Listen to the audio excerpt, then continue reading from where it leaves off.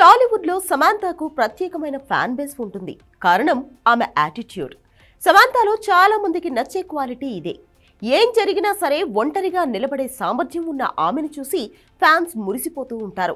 నాగ చైతన్యతో విడిపోయిన తర్వాత ఏమాత్రం భయపడకుండా ఆమె ముందుకు అడుగు వేశారు. వరుస సినిమా ఆఫర్లతో దూసుకుపోతున్నారు.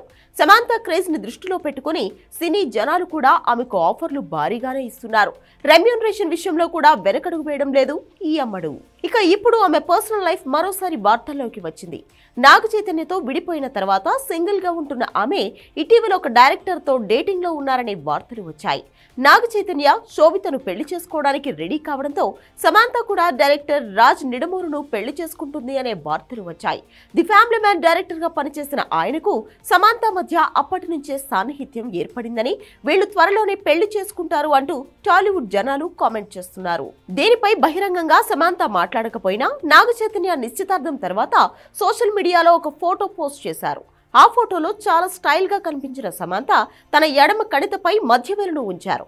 దానికి అర్థమేంటో అందరికీ అర్థమయ్యే ఉంటుంది. తనపై వచ్చే రూమర్లను పట్టించుకోను అంటూ ఆమె ఈ ఫోటోతో క్లియర్ గా చెప్పారనే టాక్ వినపడుతోంది.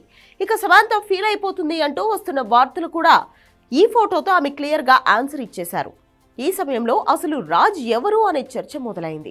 ఆయన సొంత ఊరు తిరుపతి. శ్రీ వెంకటేశ్వర యూనివర్సిటీలో బీటెక్ చేసిన ఆయన అమెరికా వెళ్లి సాఫ్ట్వేర్ ఉద్యోగం చేసి వచ్చారు. 2003లో ఇంగ్లీష్ ఫ్లేవర్స్ అనే సినిమాతో డైరెక్టర్ అయ్యారు. 99 సినిమాతో బాలీవుడ్ లోకి అడుగుపెట్టి మంచి ఇమేజ్ సంపాదించారు.